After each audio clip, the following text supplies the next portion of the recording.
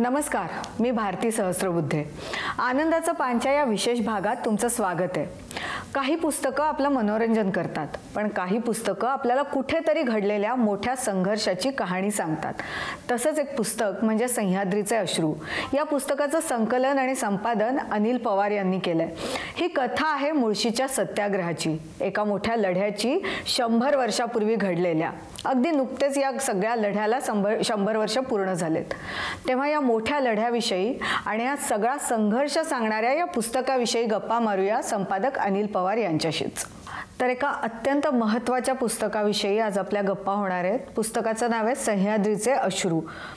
मुळशीचा सत्याग्रह, ज्याला नुकतीच 100 वर्ष पूर्ण झालेत, त्याबद्दलचं संपादित केलेलं हे पुस्तक आहे. संपादन केलंय अनिल पवार यांनी. अनिलजी, स्वागत आहे तुमचं आनंदाचं पानमध्ये. मी जसं म्हटलं की अत्यंत महत्त्वाचं पुस्तक आहे ज्याविषयी आपल्याला बोलायचं आहे. नाही, खरं तर आम्हाला म्हणजे मुळशी सत्याग्रह काय आहे आणि या पुस्तकातनं तुम्ही काय मांडायचा प्रयत्न केला, इथपासूनच आपल्याला आपल्या गप्पांना सुरुवात करूया. मी प्रथमतः एबीपी माझाचं मनपूर्वक आभार व्यक्त करतो. त्याचं कारण की 100 वर्षापूर्वी घडलेली एखादी घटना, की ज्या घटनेकडं संपूर्ण जगाचं लक्ष होतं, त्या घटनेच्या संबंधात त्याच्या शताब्दीच्या नंतर 2-5 वर्षामध्ये अशा प्रकारचा कार्यक्रम आपण आयोजित करतोय आणि या पुस्तकावरती चर्चा करतोय. मी पुन्हा एकदा एबीपी माझाचं मनापासून स्वागत करतो, आभार मानतो. मुळशी सत्याग्रह, थोडी पार्श्वभूमी सांगायचं म्हटलं तर पहिलं महायुद्ध ज्यावेळेस झालं 1914च्या दरम्यान, त्याच्या पार्श्वभूमीवरती भारतामध्ये जे इंग्रजांचं राज्य होतं, त्या इंग्रजांच्या मदतीने भारतातल्या टाटा कंपनीने जलविद्युत निर्मिती प्रकल्प सुरू करण्याचा एक निर्णय घेतला आणि ते सर्व प्रकल्प मुळशी आणि मावळच्या सगळ्या डोंगरी पट्ट्यामध्ये सुरू केले जाणार होते. आणि त्या पार्श्वभूमीवरती याची कल्पना तिथल्या शेतकऱ्यांना नव्हती. चांगल्या पद्धतीची शेती ते सगळे शेतकरी तिथं करत होते, परंतु आपल्या शेतजमिनीसह राहती घरं, त्यांची गावठाणं सगळंच काही पाण्यात बुडणार होतं. याचा विचार करून 1921ला मुळशीमध्ये आपल्या या जमिनी आणि घरं वाचवण्यासाठीचा एक सत्याग्रह झाला, जो की मुळशी सत्याग्रह म्हणून केवळ भारतातच नव्हे तर जगभरामध्ये प्रसिद्ध आहे. आणि त्या सत्याग्रहाला 2021 रोजी 100 वर्ष पूर्ण झाले सुरू झालेला आणि 2024ला तो सत्याग्रह स्थगित केलेल्याला 100 वर्ष पूर्ण झालेली आहेत. नाही, तुम्ही आता आम्हाला मुळशी सत्याग्रहाबद्दल सांगितलं. मला कल्पना आहे की काही महिन्यांपूर्वी मुळशीलाच एक मोठा कार्यक्रम आयोजित करण्यात आला होता. जेव्हा या सगळ्या घटनेला 100 वर्ष पूर्ण झाले तेव्हा त्या कार्यक्रमाला महाराष्ट्रातले खूप मोठमोठे लोक आले होते, मोठमोठ्या व्यक्ती आल्या होत्या. तर हे जे पुस्तक आहे सह्याद्रीचे अश्रू, त्या पुस्तकाची भूमिका काय आहे? आपल्याला हा मुळशीचा जो लढा होता तो लोकांसमोर मांडायचा आहे की काय? नक्की या पुस्तकाची भूमिका काय? अगदी बरोबर. तुम्ही आता सांगितल्याप्रमाणे मुळशी सत्याग्रहाचं शताब्दी वर्षाचं औचित्य साधून आम्ही मुळशीतील सह्याद्री प्रतिष्ठानच्या वतीने एक राज्यव्यापी धरणग्रस्त विस्थापित शेतकऱ्यांसाठीची आणि कार्यकर्त्यांसाठीची परिषद घेतली होती, जिला स्वतः बाबा आढाव, मेधा पाटकर, भारत पाटणकर आणि महाराष्ट्राच्या वेगवेगळ्या कानाकोपऱ्यातून ज्यांनी आपली आयुष्याची 40-50 वर्ष या कामासाठी दिलेली आहेत असे मान्यवर मंडळी तिथे उपस्थित होते. श्रीपाद धर्माधिकारी यांच्या अध्यक्षतेखाली ती परिषद झाली होती. आणि या परिषदेमध्ये आपण ज्या पुस्तकावरती आज चर्चा करतोय ते सह्याद्रीचे अश्रू, धरणग्रस्त विस्थापितांचा संघर्ष, या पुस्तकाचं प्रकाशन झालं होतं. आपण विचारल्याप्रमाणे या पुस्तकाचं औचित्य काय किंवा त्याच्यातून काय साधायचं आहे, तर 100 वर्षापूर्वी एखादा लढा या भारताच्या शेतकऱ्यांनी उभा केला की जो की जगभरातला पहिला लढा समजला जातो, की धरणविरोधी म्हणून त्याच्याकडे बघितलं जातं, परंतु खऱ्या अर्थाने त्या शेतकऱ्यांनी आपल्या जमिनी आणि घरं त्या पाण्यात बुडू नये यासाठी केलेला तो लढा होता. तो धरण होऊ का नये हा पुढचा मुद्दा, परंतु तो लढा त्यांनी इतक्या मोठ्या प्रमाणावरती उभा केला की 4 वर्ष चालला. महाराष्ट्राच्या कानाकोपऱ्यातून त्या लढ्यामध्ये कार्यकर्ते सहभागी झाले. 1300 पेक्षा जास्त लोकांनी सह्या करून त्या लढ्याला पाठिंबा दिला होता. 500 खंडी त्यावेळेसचं जे मोजमाप करण्याचं साधन होतं तेवढे तांदूळ जमा झाले होते. आणि या लढ्याचं वर्णन ज्यांनी हा लढा उभा केला, आद्य आणि अंत ज्यांनी बघितलेला होता ते विनायकराव बुसकुटे, एक साधा पत्रकार होता. ज्या एक अर्थात आजही आपण त्याच्यावरती चर्चा करू शकतो की एखादा पत्रकार केवढं मोठं आंदोलन उभं करू शकतो. की लोकसंग्रह आणि केसरीमध्ये पत्रकारिता करत असताना एका पत्रकाराला केसरीमध्ये हे छोटं स्फुट वाचायला मिळतं. तो त्या भागात जातो काय, तिथल्या सगळ्या लोकांना एकत्र करतो काय, त्यांच्या 3 वेगवेगळ्या सभा घेऊन महाराष्ट्राच्या पातळीवरती काम करणाऱ्या, राजकीय आणि सामाजिक पातळीवरती काम करणाऱ्या लोकांना याची कल्पना देतो, त्यांना एकत्र करून मुळशीच्या शेतकऱ्यांच्या पाठीशी उभी राहण्याची विनंती करतो आणि हा लढा उभा राहतो. त्यांना इंग्रज सरकार जेलमध्ये टाकतात आणि 1921च्या दरम्यान जेलमध्ये असताना या सगळ्या पार्श्वभूमीची लोकांना कल्पना यावी म्हणून मावळ्यांची करुण कहाणी नावाचं एक कादंबरी ते जेलमध्ये असताना लिहितात की तिथली परिस्थिती काय आहे, सामाजिक परिस्थिती काय आहे, तिथली राजकीय परिस्थिती काय आहे, तिथल्या लोकांची आर्थिक परिस्थिती काय आहे आणि एकूणच जात निहाय जे काही काम तिथं चाललेलं आहे त्याची अत्यंत भेदक अशी मांडणी त्या मावळ्यांच्या करुण कहाणीमध्ये त्यांनी केलेली आहे. स्वतः एक ब्राह्मण जातीचे असून देखील तिथल्या सावकार, जे ब्राह्मण जातीचे सावकार होते, त्यांच्या विरोधात विनायक बुसकुटेंनी त्या मावळ्यांच्या करुण कहाणीमध्ये ही भूमिका मांडलेली आहे. नंतर बाहेर आल्यानंतर तो लढा वेगवेगळ्या आपण त्याच्यावरती चर्चाच करूयात. परंतु 1942 ला जे चले जाव आंदोलन संपूर्ण भारतामध्ये झालं, त्याच्यामध्ये विनायक बुसकुटेंना जेलमध्ये नाशिकला राहावं लागलं. तिथं सेनापती बापट आणि महाराष्ट्रातीलच काय देशभरातील अनेक क्रांतीवीर आणि देशाच्या स्वातंत्र्यासाठी लढणारे मोठी लोक तिथं त्या जेलमध्ये होते. तर 1920-21 ला महाराष्ट्राच्या पातळीवरती गांधी युगाची सुरुवात होत असताना तिथं जो लढा उभा राहिला त्या लढ्याचं नेतृत्व म्हणजे खरं तर आद्य आणि अंत बघितला होता त्या विनायक बुसकुटेंनी असं ठरवलं की आपण मुळशीवरती काहीतरी लिहायला पाहिजे. परंतु पुन्हा एकदा मनामध्ये विचार आला की जो लढा अपयशी झालेला आहे त्या लढ्याचं आपण काय वर्णन करावं. परंतु त्यांच्या सहकाऱ्यांनी त्यांना विनवणी केली आणि त्यांनी मुळशीचा सत्याग्रह 1942 ला नाशिकच्या जेलमध्ये असताना एक पुस्तक लिहिलं. त्याला स्वतः सेनापती बापटांनी एक प्रस्तावना लिहिलेली आहे आणि त्या प्रस्तावनेमध्ये बापट असं म्हणतात की ज्यांनी हा लढा सुरू केला आणि ज्याचा अंत ज्यांनी बघितला आणि ज्यांनी हा लढ्याचा इतिहास लिहायला पाहिजे होता त्यांनी तो लिहिलेला आहे. मला त्याचा आनंद आहे. आम्ही दोघांच्या स्मरणशक्तीला ताण देऊन जेवढं काही आठवेल तेवढं सगळं त्या पुस्तकात मांडण्याचा आम्ही प्रयत्न केला आहे. जर अजून चांगली गोष्ट झाली असती तर काही कागदपत्र त्याला मिळाली असती तर अजून मोठा इतिहास लिहिला असता. असं ते मुळशी सत्याग्रहाचं पुस्तक 1942 ला लिहिलं गेलं. परंतु एवढ्यावरतीच थांबलं होतं का? तर बिलकुलच नाही. त्या लढ्यामध्ये महाराष्ट्राच्या पातळीवरती नेतृत्व करणारे अनेक नावं आपल्याला सांगता येतील आणि ती कुठे मिळतात तर स्वतः विनायक बुसकुटेंनी आणि सेनापती बापटांनी त्या मुळशी सत्याग्रह पुस्तकात ती लिहिलेली आहेत. मग त्याच्यामध्ये नाही पण अनिल पवारजी, मला म्हणजे आपण मुळशीच्या सत्याग्रह पुस्तकाविषयी बोललोच आहे, पण मला आपला हे जे सह्याद्रीचे अश्रू पुस्तक आहे ह्याची मांडणी कशी केली आहे ते पण जाणून घ्यायला आवडेल. अगदी मी तिथंच येतोय की या मुळशी सत्याग्रहाच्या बाबतीत जे लोक सहभागी झाले होते त्याच्यामध्ये अनेक महाराष्ट्राच्या पातळीवरतीचे लोक होते. नची केळकरांपासून शिवरामपंत परांजपे असतील, शंकरराव देव असतील, अनेक मोठी नावं आहेत. या सगळ्या लोकांनी यावरती लिखाण केलेलं होतं आणि 2021 ला ज्यावेळेस या सत्याग्रहाची शताब्दी होती, आपण सगळे कोविडमध्ये अडकलेलो होतो. माझ्याकडं या सगळ्याचं वाचन सुरू होतं आणि मला असं लक्षात आलं की आपण शताब्दी वर्ष एक वेगळ्या पद्धतीने साजरं करायला पाहिजे. मी प्रथमतः मुळशी सत्याग्रहाचं विनायक बुसकुटेंचं पुस्तक पुनर्प्रकाशित केलं. त्या भागामध्ये जाऊन डॉक्टर सदानंद मोरे सरांच्या हस्ते त्याचं प्रकाशन त्या भागामध्ये आम्ही अत्यंत दुर्गम अशा भागामध्ये जाऊन त्याचं प्रकाशन केलं. पण माझ्या लक्षात असं आलं की आपण या प्रश्नाला चर्चेच्या केंद्रस्थानी आणण्यासाठी अजून काहीतरी करायला पाहिजे. मी स्वतः माझ्या सहकाऱ्यांच्या सोबत त्या मुळशीतील 52 गावांमध्ये पायी फिरलो, कधी वेगवेगळ्या गाड्यांनी फिरलो आणि लोकांशी बोलण्याचा प्रयत्न केला. माझ्या अशा लक्षात आलं की 100 वर्षापासूनचा हा प्रश्न अत्यंत क्लिष्ट आहे. कदाचित आजचे राज्यकर्ते, आजचे एकूणच सगळी महाराष्ट्रातील आणि देशातील जनता या प्रश्नाकडे इतक्या गांभीर्याने बघत नाही.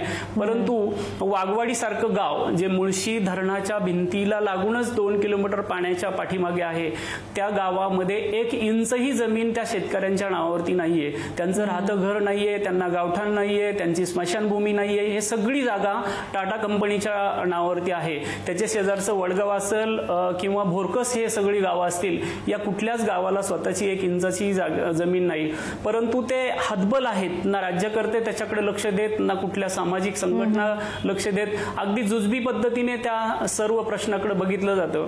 आणि टाटांची एक ख्याती आहे, आपण सर्वजण ती गोष्ट मान्य करतोच की एकूणच भारताच्या सामाजिक आणि या सगळ्या गोष्टींसाठी सातत्याने टाटांनी मदत केलेली आहे. परंतु मला आश्चर्य वाटतं की गेल्या 100 वर्षापासून ज्या लोकांची घरं त्यांच्या नावावरती नाही आहेत आणि ती जागा टाटांच्या नावावरती आहे, त्या प्रश्नांकडे टाटांचं लक्ष का गेलं नाही. आज दुर्दैवाने रतनजी टाटांचं गेल्या काही 2 वर्षापूर्वी निधन झालं. परंतु अलीकडच्या व्यवस्थापक मंडळींकडे देखील याची माहिती आहे का नाही, हा देखील एक प्रश्न आहे.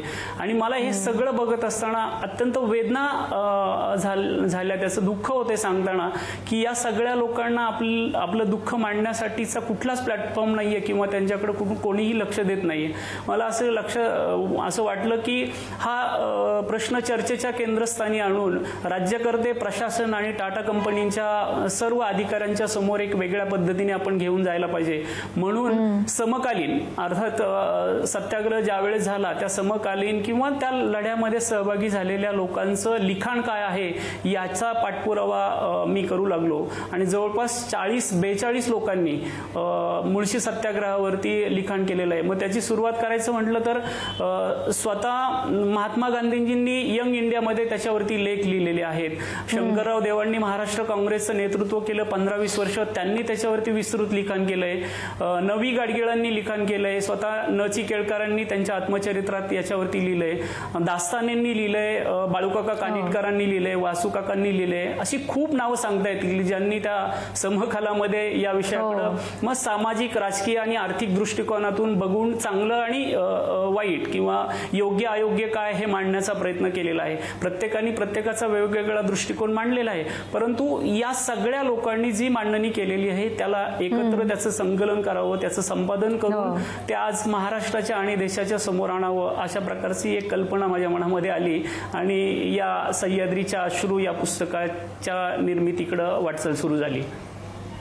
खरं तर मला याची कल्पना आहे अनिलजी की या पुस्तकाचा हेतू फक्त त्या लढ्याबद्दल किंवा तो जो सत्याग्रह होता त्याबद्दल माहिती देणं नाही.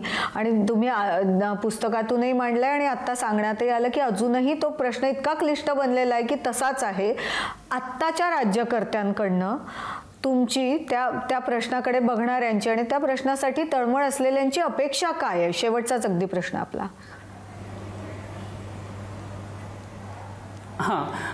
याच्यामध्ये मला सांगायला आवडेल की जी परिषद जी झाली त्याच्यामध्ये बाबा आढावांपासून मेधा पाटकर आणि श्रीपाद धर्माधिकारी आणि अगदी या पुस्तकाची प्रस्तावना लिहिलेले डॉक्टर सदानंद मोरे या सगळ्यांनीच या प्रश्नाकडे अत्यंत गांभीर्याने बघितलेलं आहे. आणि सरकार आणि टाटांना एक विनंती वजा सूचना देखील केलेली आहे की गेल्या 100 वर्षापासून प्रलंबित असलेला हा प्रश्न, म्हणजे अगदी सांगायचं म्हणजे की आजचं राज्य सरकार असेल किंवा केंद्र शासन असेल, कोणतंही असेल, की मागची सरकार ज्या पद्धतीने वागलेली आहे त्याच पद्धतीने या सरकारांचा दृष्टिकोन इकडे बघण्याचा आहे. एकतर दुर्लक्ष करणं, त्या प्रश्नाकडे बिलकुल बघणं नाही, परंतु या सर्वांनी या प्रश्नाकडे बघण्यासाठीची एक वाट दाखवलेली आहे की आम्ही सांगतोय त्यापेक्षा प्रशासनातील अधिकारी, मग त्या तालुक्याचे तहसीलदार असतील, त्या तालुक्याचे प्रांताधिकारी असतील, या जिल्ह्याचे जिल्हाधिकारी असतील किंवा विभागीय आयुक्त असतील, या सगळ्यांनी मिळून त्या भागाची पाहणी केलेली आहे. त्या भागामध्ये ज्या जमिनी टाटांच्या जमिनी जमिनी आहेत, म्हणजे त्याशिवाय पर्यायच नाही. अगदी वाघवाडीचं उदाहरण घ्यायचं म्हटलं तर त्या गावाला स्वतःची जमीनच नाहीये. त्या जमिनीवरती ते गेले 100 वर्षापासून राहत आहेत आणि ते राहतं घर, त्या घराची जागा त्यांच्या नावावरती नाहीये. तर ती त्याचा सर्वे केला गेलाय, त्याचा ड्रोन सर्वे केला गेलाय, प्रशासनाने माणसं लावून त्याचा सर्वे केला गेलाय. 1000 कुटुंबातली 4000 लोक त्या भागामध्ये अशी राहत आहेत की ज्याचं 32 वाड्या वस्त्या आहेत. हे सगळं मी माझ्या मनाचं किंवा मागे परिषदेमध्ये काय झालंय यांच्या वतीने सांगत नाहीये, तर प्रशासनाने याची मांडणी केलेली आहे. त्यांनी वरिष्ठ पातळीवरती त्यांचे अहवाल पाठवले, टाटा कंपनीकडे त्याचे अहवाल पाठवलेले आहेत, यांच्या बैठका एकत्रित करण्याचा प्रयत्न केलेला आहे. परंतु टाटा कंपनीकडनं त्याला कुठल्याही प्रकारचं प्रतिसाद मिळत नाही आणि सरकारकडनं देखील करत नाही. प्रशासन देखील त्याच्यामध्ये काय करावं हे त्यांच्या लक्षात येत नाही. म्हणून आमची मी त्या तालुक्याचा असल्यामुळं त्या धरणग्रस्तांच्या वतीने एबीपी माझाच्या माध्यमातून राज्यकर्त्यांना, मग ते सर्व असतील, म्हणजे राज्याचे असतील किंवा केंद्राचे असतील किंवा विविध पक्षाचे पदाधिकारी असतील, आपण ज्यांच्या जीवावरती भारताच्या औद्योगिकरणाचा पाया रचलेला आहे, त्यांचा अक्षरशः बळी दिलाय त्या भारताच्या औद्योगिकरणासाठी, त्या मुळशी धरणग्रस्तांसाठी आज 100 वर्षानंतर आपल्याला मोरे सरांनी खूप छान मांडणी केली की जर आपल्याला थोडी जरी जाणीव शिल्लक असेल तर आज राज्यकर्ते, टाटा कंपनी आणि सगळे सोडून द्या, महाराष्ट्राच्या जनतेने देखील या प्रश्नाकडे अत्यंत गांभीर्याने बघून शासनाला, प्रशासनाला आणि टाटा कंपनीला विनंती करून त्यांचा 100 वर्षाचा प्रश्न आता सोडवला पाहिजे, हीच या निमित्ताने विनंती आहे. नाही, खरंच अनिलजी, एक खूपच मोठा प्रश्न आणि एखादा प्रश्न 100 वर्ष प्रलंबित आहे आणि त्याच्यावर तोडगा निघत नाही. त्यामुळे तुम्ही पुस्तकाच्या माध्यमातून, तुम्ही केलेल्या तिथे घेतलेल्या परिषदेच्या माध्यमातून सरकारचं लक्ष वेधण्याचा प्रयत्न करताय. अर्थात आपण आशा करू की हे पुस्तक जास्तीत जास्त लोकांपर्यंत पोहोचेल आणि राज्यकर्तेही या अतिशय जटिल झालेल्या प्रश्नाकडे लक्ष देतील, प्रश्नाकडे दुर्लक्ष करणार नाहीत. आज तुम्ही आलात, खूप महत्त्वाचा प्रश्न आहे जो आपण आनंदाचं पानच्या माध्यमातून मांडण्याचा प्रयत्न केलाय. त्यामुळे तुमचे खूप आभार आणि हा जो तुम्ही लढा देताय तो लढा यशस्वी व्हावा, लवकरात लवकर त्यांना त्यांचा जो हक्क आहे तो मिळावा, यासाठी शुभेच्छा. धन्यवाद. एका खूप मोठ्या संघर्षाची कहाणी सांगणाऱ्या पुस्तकानंतर आता बच्चे कंपनीसाठी एक छोटंसं पण मजेशीर पुस्तक, खास सुट्ट्यांमधल्या वाचनासाठी. पुस्तकाचं नाव आहे गणित गोष्टी. मेघश्री दळवी यांनी हे पुस्तक लिहिलंय, तेव्हा त्यांच्याशी गप्पा मारूया या पुस्तकाविषयी. तर आता उन्हाळ्याच्या सुट्ट्या लागल्यात आणि बच्चे कंपनीला काय खाद्य द्यायचं त्यांच्या डोक्याला हा आपल्या सगळ्यांसमोरचा प्रश्न असेल. त्यांनी वाचावं ही आपल्या सगळ्यांची इच्छाही आहे. तर एक वेगळं छोटंसं पुस्तक आहे ज्याच्याबद्दल आज आपण गप्पा मारणार आहोत. त्या पुस्तकाचं नावच आहे गणित गोष्टी आणि त्या लिहिणाऱ्या लेखिका मेघश्री दळवी आज आपल्यासोबत आहे. मेघश्री दळवी, खूप खूप स्वागत आहे तुमचं आनंदाचं पानमध्ये. आणि जसं मी म्हटलं की खास आपण हे पुस्तक निवडलंय कारण आता उन्हाळ्याच्या सुट्ट्या लागल्यात आणि गणित गोष्टी काय आहे, तुम्हाला काय द्यायची इच्छा होती या पुस्तकाच्या माध्यमातून आपल्या लहान मुलांना? सर्वप्रथम मला या कार्यक्रमात बोलवले याबद्दल आभार. सर्वांना नमस्कार.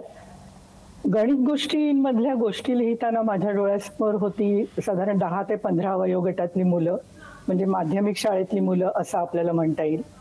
होतं असं की गणित हा विषय मुलांसमोर बऱ्याचदा येतो, पहिल्यांदा तो एक पाठ्यपुस्तकातला विषय किंवा अभ्यासक्रमातला विषय म्हणून येतो. पण प्रत्यक्षात आपण पाहिलं ना तर आपल्या रोजच्या आयुष्यामध्ये गणित इतक्या जागी असतं, इतक्या छान प्रकारे ते रुजून गेलेलं असतं, नकळतपणे आपण वापरतही असतो. मुख्य म्हणजे हे वापरताना ते खूप गमतीशीर देखील असतं. ते मला मुलांपुढे आणायचं होतं. म्हणजे अगदी साधं उदाहरण बघा, समजा मुलांना आपण सांगितलं की 1 बादलीभर पाणी भरून ठेव, तर पटकन डोक्यात त्याच्या येतं की 1 बादली भरलेलं पाणी किती वेळ पुरेल आपल्याला किंवा घरातल्या किती माणसांना पुरेल. दुसरं म्हणजे आपण कधी काही छोट्या मोठ्या वस्तू आणायला मुलांना बाजारात पाठवलं तर तिथे पण नकळतपणे त्यांच्या मनात आकडेमोड असते की इतक्या पैशामध्ये आपण किती भाजी घेऊ शकतो किंवा ह्या 2 वेगळ्या भाज्या घेतल्या तर घरातल्या लोकांना पुरेल का.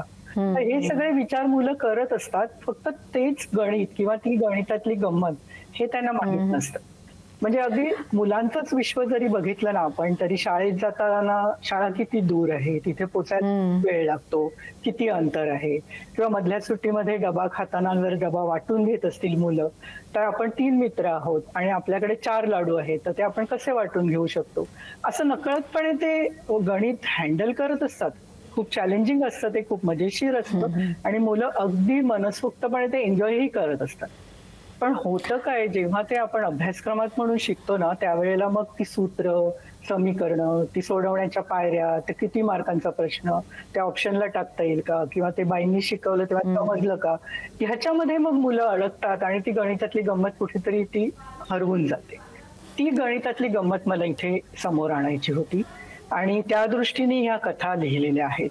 त्या कथांमध्ये गणिती कोडी आहेत, काही मजेशीर समीकरणं आहेत, काही आयडिया आहेत, काही सूत्र आहेत आणि हे सगळं करत असताना मुलांच्याच जगामध्ये घडणाऱ्या या गोष्टी आहेत आणि त्या गोष्टींमध्ये काही ऍडिशनल हटके अशी माहिती पण त्यांना मिळते आणि प्रत्येक गोष्टी सोबत एक छोटासा स्वतः करता येण्यासारखा प्रयोग देखील दिलेला आहे आणि त्या प्रयोगातून मुलांना त्या गोष्टीमध्ये सांगितलेली गंमत स्वतःला देखील करून पाहता येईल, म्हणजे विज्ञानातले प्रयोग असतात त्याप्रमाणे.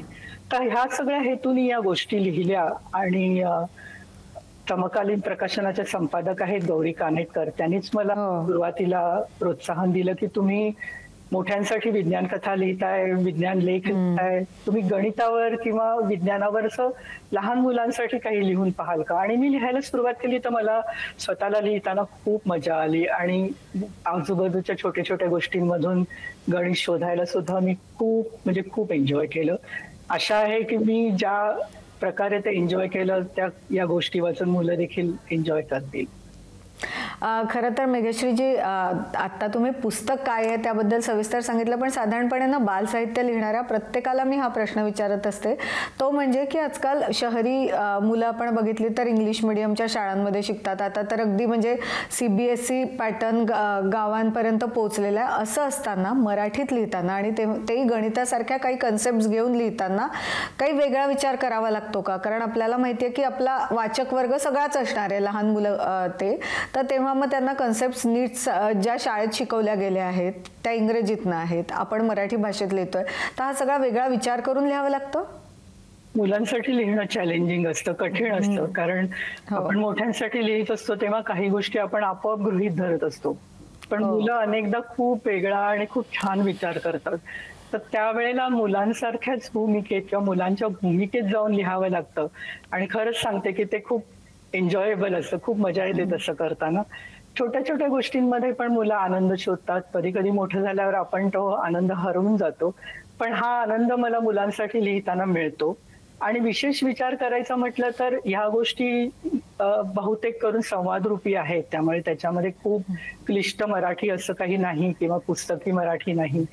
त्यामुळे ज्या वेळेला इंग्लिश माध्यमातून शिकणारी मुलं देखील जर त्यांना मराठी वाचनाची सवय असेल, आवड असेल, तर सहज त्यांना कळू शकतील अशा कन्सेप्ट, अशा भाषेत कन्सेप्ट मांडलेले आहेत आणि त्याच्यात खूप अमुक सूत्र किंवा तमुक पद्धतीने पायऱ्यांनी सोडवायचं असं नाहीये. बोलता बोलता संवादातून अरे असं आहे का, असं चुकू पण शकतं, असं करत करत एक एक टप्प्यांनी ती गोष्ट पुढे जाते.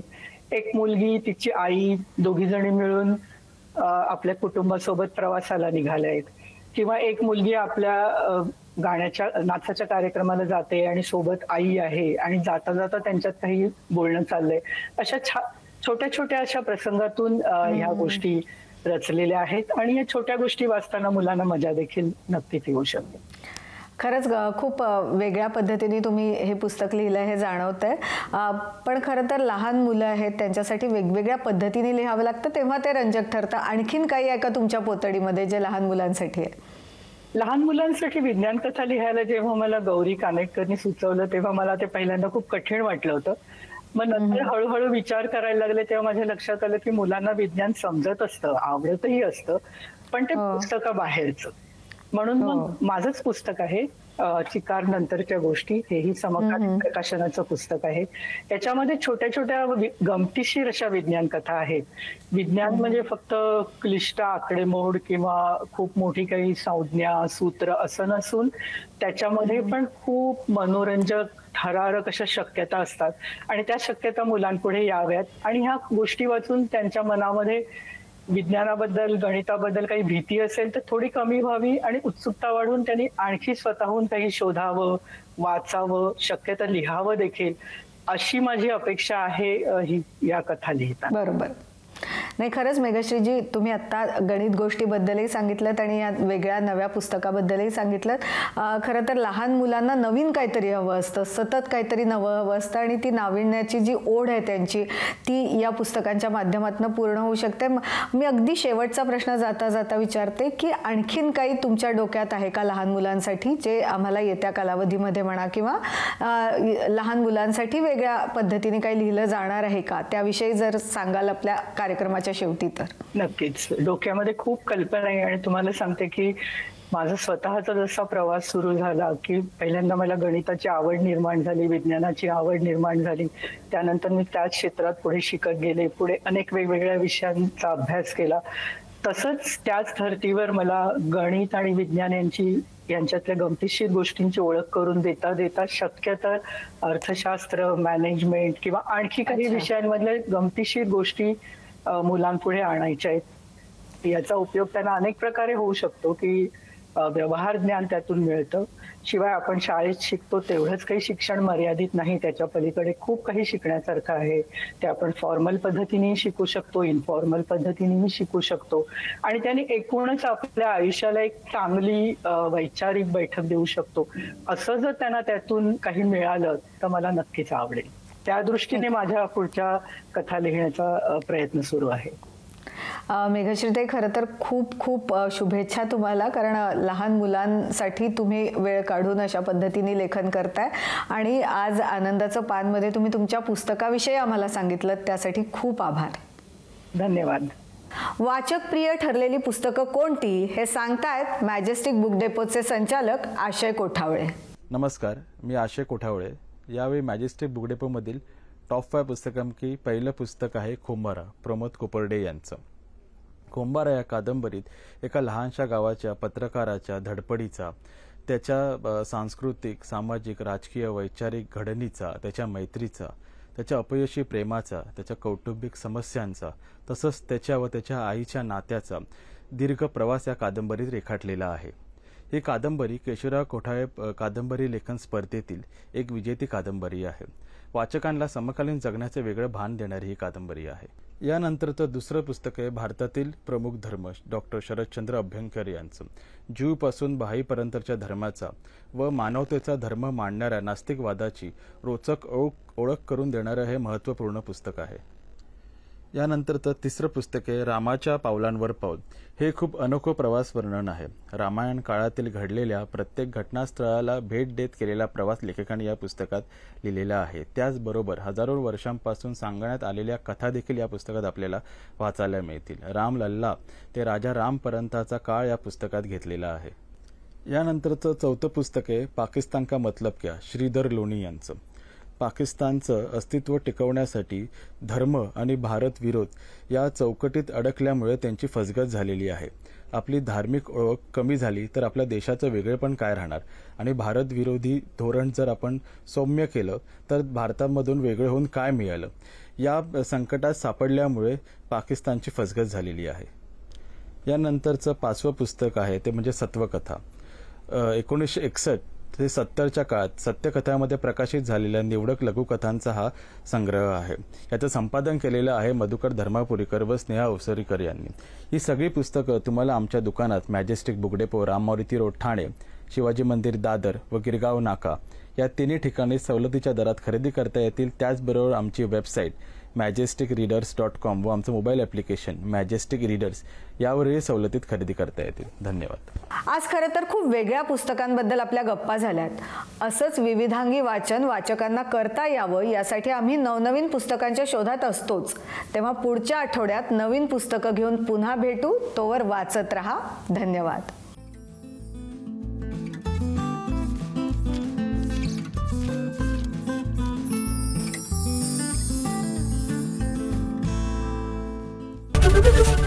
एबीपी माझा, उघडा डोळे बघा नीट.